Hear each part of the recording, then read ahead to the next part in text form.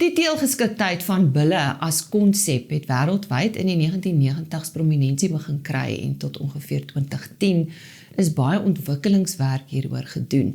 Nou in Suid-Afrika is 'n stelsel geskep waarin standaarde neergelê is en 'n stel toetse ontwerp is waaraan bulle onderwerp kan word om 'n redelike prentjie te vorm van die prognose van 'n spesifieke bul om suksesvol te kan teel. Professor Dietmar Holm van die Universiteit van Pretoria se fakulteit veeartsenykunde gesels vandag met ons hieroor. Dietmar, brei 'n bietjie uit oor die stelsel wat tans in Suid-Afrika toegepas word. Lisa, ja, die stelsel wat ons in Suid-Afrika op die oomblik het, bestaan nou al vir 'n redelike tyd, vir 'n paar dekades. En dit bestaan uit wat ons noem 'n battery van toetse. So dis 'n klompie verskillende toetse wat op 'n bul gedoen word of op 'n ram. En daarvolgens kan ons dan nou 'n prognose gee van sy teelgeskiktheid om te sê hoe goed hy is. En bulle word gesertifiseer daarvolgens. En dit is nou al redelik gevestig, so die mark ken hierdie stelsel van veeartse wat bulle sertifiseer en boere wat bulle koop weet, as 'n bul deur 'n veearts gesertifiseer is, dan sy reg. Dis waarop dit neerkom. So die verskillende toetse sluit in toetse vir siektes, so biosekuriteitstipes toetse, en dan ook toetse wat spesifiek oor die bul se geslagseienskappe gaan. So dis 'n fisiese ondersoek en dan ondersoek van sy semen ook. Nou, enige stelsel moet op 'n stadium hersien word en ek verneem dat die stelsel wat jy nou beskryf het onlangs hersien is. Goed, so hoekom het dit gebeur en wat het gebeur? Dinge beweeg mos maar aan. Ja. So die stelsel bestaan nou al vir 'n rukkie en ons het gevoel daar's veranderinge wat ons wil bring op grond van ons kliënte se behoeftes hoofsaaklik. En daar's twee belangrike aspekte waarna ons wou kyk. Die eerste ene is dat boere besef nou dat biosekuriteit is baie belangriker as wat hulle voorheen geag het. Natuurlik met al die back and closure probleme wat ons op die oomblik beleef, is daar groot bewustheid daarvan.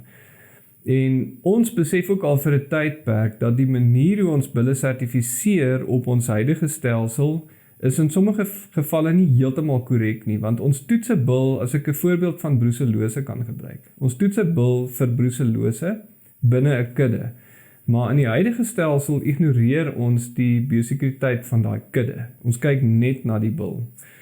Nou, hierdie toetse, as jy dit op 'n individuele dier doen, het 'n marge van fout wat kan gebeur. Terwyl as mense 'n hele kudde beoordeel met so 'n toets, dan het jy 'n baie meer volledige en 'n suiwer prentjie van wat in daai kudde aangaan wat biosekuriteit betref.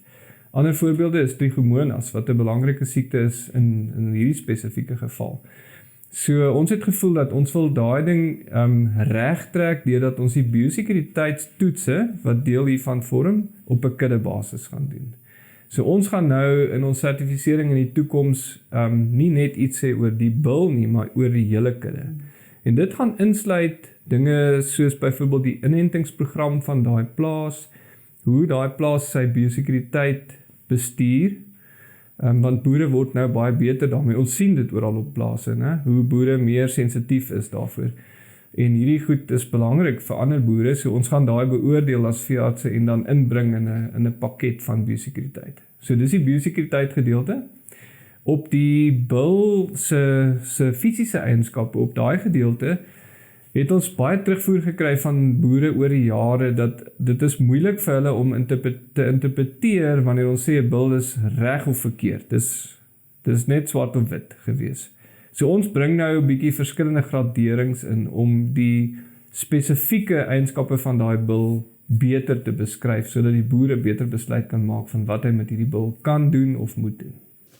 Nou brei 'n bietjie uit oor die kriteria wat in ag geneem moet word wanneer daar keuses rondom teelbulle gemaak word. So die belangrike kriteria is siektes natuurlik, ons het nou baie daaroor al gepraat. En dan op die fisiese eienskappe van die bul gaan dit oor sy konformasie, of hy die vermoë het om 'n sekere hoeveelheid koeie te dek binne 'n kort teelseisoen. So dit word beoordeel, sy gesondheid, sy fisiese gesondheid, of hy fiks is om die job te doen. en dan sy spesifieke reproduksie-eienskappe. So daar's kriteria vir elkeen van daai maatstawwe wat ons doen, wat ons dan beoordeel op per bil en dan besluit oor sy prognose. Nou ons praat vandag oor hierdie nuwe klassifikasiestelsel. Wanneer is dit in plek en brei bietjie uit oor die kategorieë? Ja, so ons gaan dit seker in volgende jaar een of ander tyd vrystel. Ons is besig met die elektroniese ontwikkeling. Die konsep is klaar volledig uitgewerk. Dis nou die elektroniese ontwikkel wat ons net klaar maak. Ons vorder baie goed daarmee, so dis binne 'n paar maande sal ons dit vrystel. Die kategorieë gaan dan nou so werk. 'n Bil gaan in een sertifikaat, gaan daar 2 aspekte wees. Die een is biosekuriteit en die ander is dan nou sy reproduksie, gesondheid of prognose.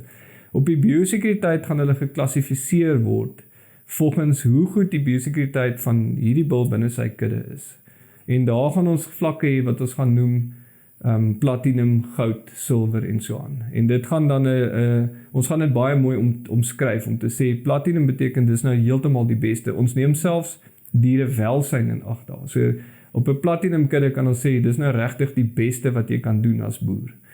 En ons hoop dat boere gaan strewe na daai in die toekoms, want dinge soos welsyn word baie belangrik ook in die mark.